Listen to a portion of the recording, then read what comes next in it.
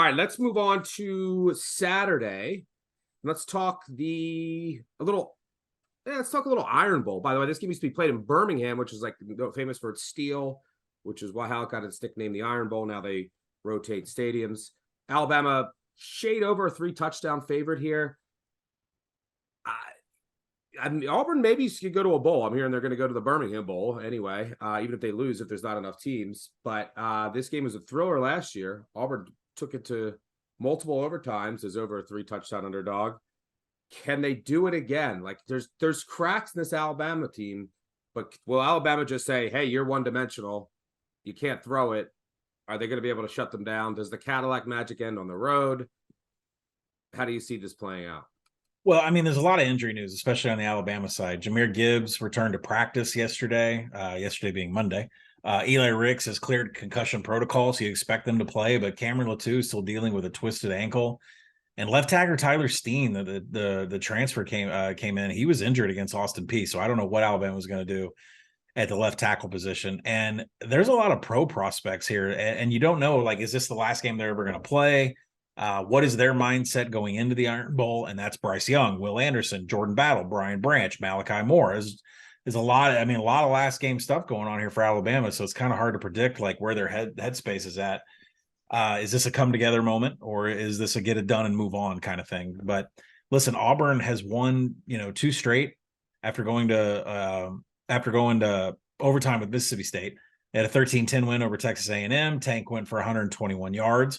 41-17 over Western Kentucky, which is interesting because there was a lot of people, sharp money in the wall. There's a lot of sharp money in the water. I assume to say sharp money and water. Let me try that again. There was a lot of sharp money on Western Kentucky last week that liked them, which I couldn't understand because Auburn has a great secondary. And they eventually won that game 41-17, and Tank and Robbie Ashford combined for 212 rushing yards. So I think what you want to do is go and look at what has Alabama done against a combination like Robbie Ashford and Tank Bigsby.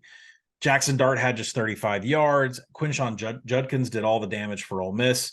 Jaden Daniels might be the best comp to Robbie Ashford. He had 85 yards on the ground. LSU won that game because of Jaden Daniels' play. And then you look at Hooker, Hendon Hooker had 56 yards. He extended a lot of drives. Not really the same as Robbie Ashford, but listen, who's going to run the ball for Alabama? Trey Sanders just got in the portal. Jahmyr Gibbs is hurt. And that's how you have to attack Auburn.